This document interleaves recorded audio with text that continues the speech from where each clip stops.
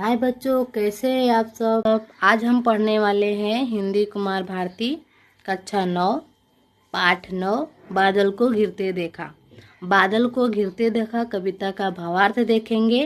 तो हम भावार्थ जानने से पहले लेखक के बारे में थोड़ा सा जान लेते हैं। नागार्जुन का जन्म 30 जून 1911 को मधुबनी जिले के सतलखा गांव में हुआ था। नागार्जुन का वास्तविक नाम वैद्यनाथ मिश्रा था। हिंदी में उनका नागार्जुन तथा मैथिली में यात्री उपन्यास से साहित्य सृजन किया। इनका मृत्यु 5 नवंबर 1998 दरभंगा जिला बिहार में हुआ था। इनके पिता का नाम गोकुल मिश्रा और पत्नी का नाम अपराजिता देवी है। इनकी प्रमुख कृतियां हैं युगधारा, प्यासी पथराई आंखें, सतरंगे पंखों वाली, तालाब की मछलियां, हजार हजार बाहों वाली, पुरानी जूतियों का कोरस, तुमने कहा था, आखिर ऐसा क्या कह दिया मैंने, मैं मिटलिटी का बूढ़ा घोड़ा, रत्न गर्भा, ऐसे भी हम क्या, ऐसे भी तुम क्या, पका है कटहल, भरसमा अंकुर आदि। अभी हम कविता का भावार्थ देखेंगे। पहले हम कविता पढ़ते हैं, फिर भावार्थ देखेंगे। अमल धवल गिरी के शिखरों पर बादल को गिरते देखा है, छोटे छोटे मोती जैसे उसके शीतल तुहिनीर कड़ों को मानसरोवर के उन स्वर्णिमा कमलों पर गिरते देखा है, बादल को गिरते देखा है। कवि कहते हैं कि हिमालय पर्वत की ऊंची चोटियां बर्फ से ढकी रहती है। बर्फ से सफ़ेद चोटियों पर घिरे हुए बादलों की सुंदरता को कवि ने देखा है। हिमालय की चोटी बर्फ के कारण सफ़ेद है और धूप के कारण उज्जवल है। उन पवित्र चोटी पर घिरे बादल बहुत सुंदर प्रतीत होते हैं। छोटे छोटे ओस की बूंदें मोतिया के समान दिखाई देती है। मानसरोवर के सुनहरे रंग के कमलों पर गिरती है तो बहुत ही प्यारी लगती है। वे सुनहरे कमल और अधिक सुंदर और मनोहर हो जाते हैं। तुंग हिमालय के कंधों पर छोटी बड़ी कई झीलें हैं। उनके श्यामल नील सलिल में समतल देशों से आकर पावस की उमस के आकुल रिक्त मधुर वसंतु खोजत हंसों को तिरते देखा है, बादल को गिरते देखा है। कवि कहते हैं कि हिमालय की ऊंची ऊंची चोटियों के मध्य अनेक छोटी बड़ी कई स्वच्छ झीलें हैं। इन झीलों पर बहने वाले जल एकदम पवित्र और नीले हैं। इन नीले निर्मल जल में पावस ऋतु की गर्मी और घुटन से दुखी हंस तैरते दिखाई देते हैं। ये हंस समतल देशों की गर्मी से व्याकुल होकर हिमालय की ठंडी झीलों में उगे कमलों के खट्टे मीठे तंतुओं का स्वाद लेने की इच्छा से इन झीलों में चले आते हैं। ऋतु बसंत का सुप्रभात था, मंद मंद था अनिल बह रहा, बालारूढ़ की मृदु किरणें थी, अगल बगल स्वर्णिम शिखरे थे, एक दूसरे के विरहित हो अलग अलग रहकर ही जिसको सारी रात बितानी होती। कवि कहते हैं कि बसंत ऋतु में सुबह का समय था। हवा धीरे धीरे बह रही थी तथा प्राचीन काल सूर्य की किरणें चारों ओर फैल रहा था, जिससे आसपास के शिखर स्वर्णिम से प्रतीत हो रहे थे।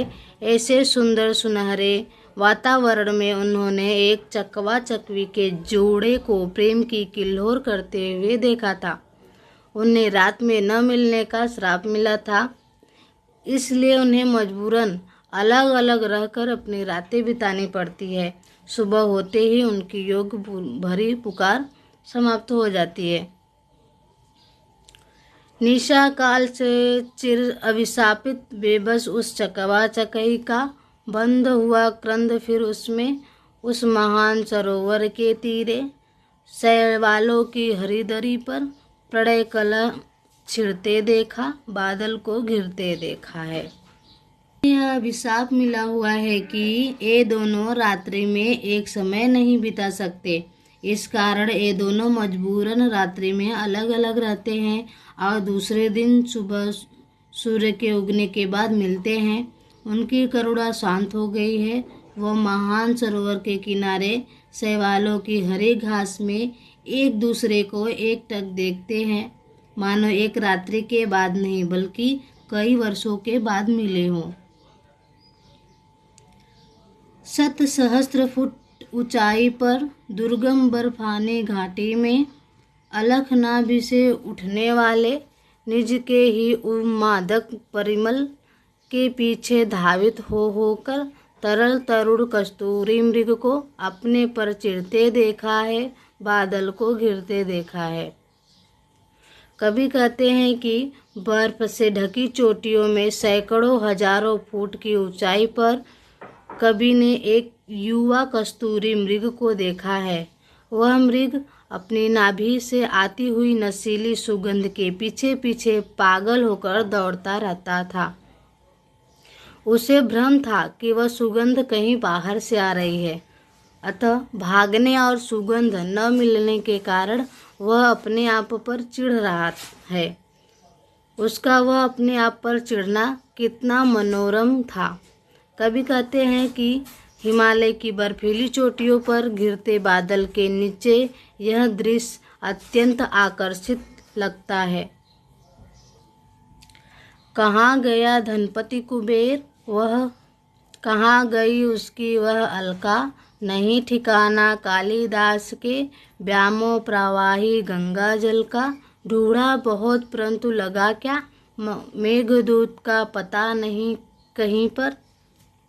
कौन बताए वह माया मैं, बरस पड़ा होगा न यहीं पर। जाने दो वह कभी कल्पित था, मैं तो भीषण जोड़ों में नवचूबी कैलाश शीर्ष पर महामेघ को झंझनील से गरज गरज कर भिड़ते देखा, बादल को घिरते देखा।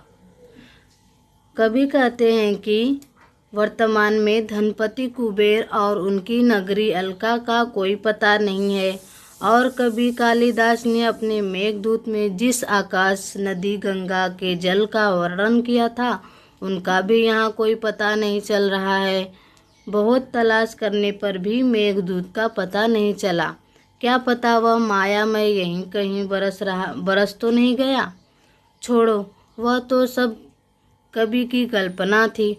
कभी कहते हैं यहाँ घोर सर्दी के दिनों में आकाश को छूते हुए कैलाश पर्वत की सबसे ऊंचाई पर बड़े बादल को वायु में अंदर से गरज गरज कर टकराते हुए देखा है।